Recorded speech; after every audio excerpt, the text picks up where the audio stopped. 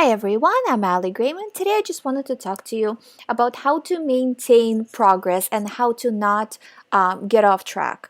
So the best way to do this is when you're feeling okay. I know that a lot of the times when you're experiencing severe OCD, there's not really any moment where you feel good.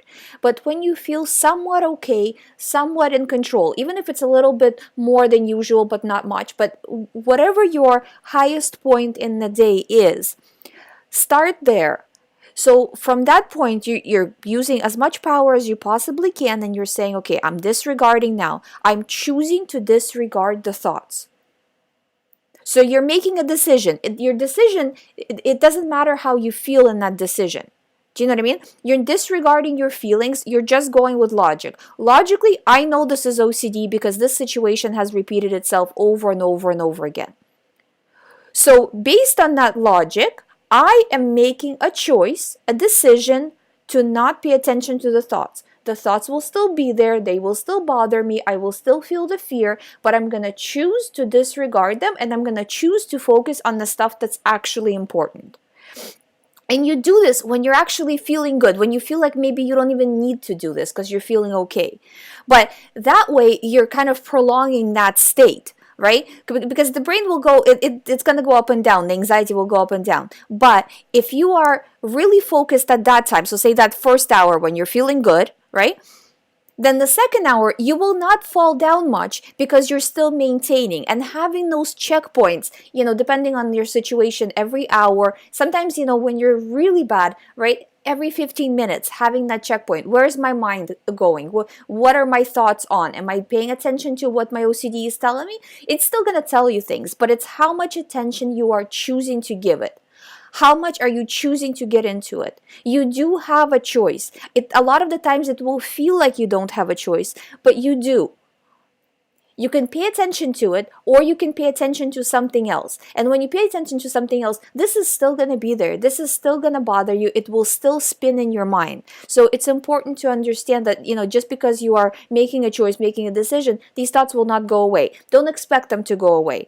But what you're doing is you're training your brain that this is not all that important. And you will, day after day, after a while, you will start to see the results of that.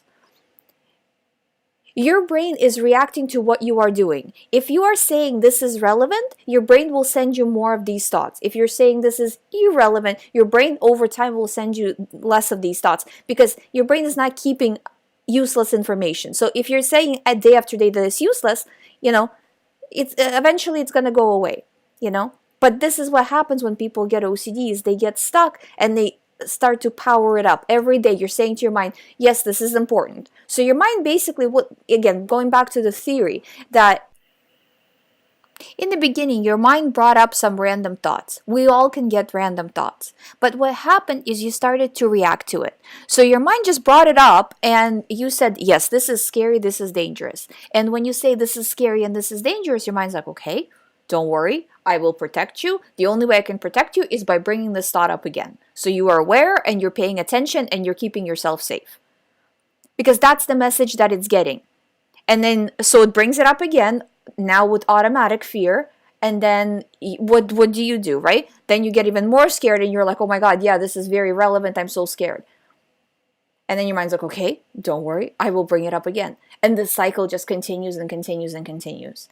So you have to look at it. It doesn't matter. It's irrelevant. I'm pushing forward. I'm moving on. I'm choosing to move on from a position of power. And the more you do this, the better overall you start to feel. It's just a step-by-step process of getting better, getting through it, But it will not work if you don't do the work consistently, because you need to show your mind that this is not important day after day after day, time after time after time, You can't be like, in one moment you're reacting, then you're not reacting, because then your mind doesn't know where to go with that. Is this important? Is it not important? Your mind doesn't understand what the thought is. It can't understand the actual thought. It can't understand how to judge these thoughts. It doesn't understand any of it. It's like a closed box. You know what's inside the box. Your mind doesn't. Your mind is just asking, where do I put this box? Is it scary? Do I put it, with the fear, or do I put it with the useless? And then it's looking for you, for your reaction. So you have to prove to your mind that, yes, this is useless. Stop sending it to me. by disregarding. And then your mind learns. This is what exposure and response is. So that's more with the pure O, like pure obsessional thoughts, right? With the physical OCD, it's pretty much the same thing, but just with physical compulsions, right? That you get an urge to do something, I'm going to choose not to do it, and that retrains your mind that you don't have to do it. So next time, maybe it will send you an urge a few times after even you disregard, because it has that kind of memory of you doing the compulsions, right? But after a while, it will still understand that this is not important and will choose to move on. So it's a process, right? It's a step-by-step process of you, just like you plugged into it over time, now you're unplugging. But every hour, from the moment you feel good, really maintain that good feeling that no, don't care, I'm not getting into it. Even though your mind's saying, oh, this is so real, this is so important, you have to, no, I'm not buying into it, I'm done, I'm moving forward. But, no, not doing it. I'm choosing to move on. From a position of power, I'm done with it, I'm putting my foot down, I'm choosing to move on. And try to maintain this hour after hour throughout the whole day.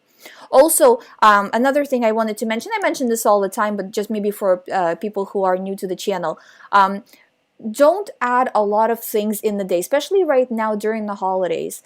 People are doing too much, and it really slows down the progress, because when you're doing too much, little by little, you might be letting OCD come, like letting it come in, you know? Because you're too busy, so you're like, oh, I'll just let this thought come in. Okay, I'll just pay attention for a second just because I'm running around and doing this and that, you know? No, your recovery is your top priority. Everything else really doesn't matter. Only your recovery matters. So you have to put it as top priority. No, I'm disregarding. I am moving on to other things. I am paying attention not to OCD but other things, but from a position of power, and I'm not doing a compulsion to make that happen. Whether it's a mental compulsion such as analyzing, or physical compulsion such as doing something. No, I'm just choosing to leave the question unanswered, leave the problem unsolved, and I'm choosing to move on. It will feel like you're taking a chance. It will feel like a risk. It's not really a risk. And all the time I've helped people with OCD, not once have I actually seen anything come true. But it feels in the moment like it's a life or death situation, like it's a risk. And that's how you know it's an OCD thought, that it comes with this urgency to solve. You know, real anxiety doesn't really come in the same way. It's, first of all, it's not that high. Second of all, it doesn't come with that level of urgency like OCD does, you know? So this is OCD. I'm choosing to disregard. I'm choosing to move on. What if it's not OCD? Yes, it is OCD. I'm choosing to view it as OCD. I'm choosing to move on all day long.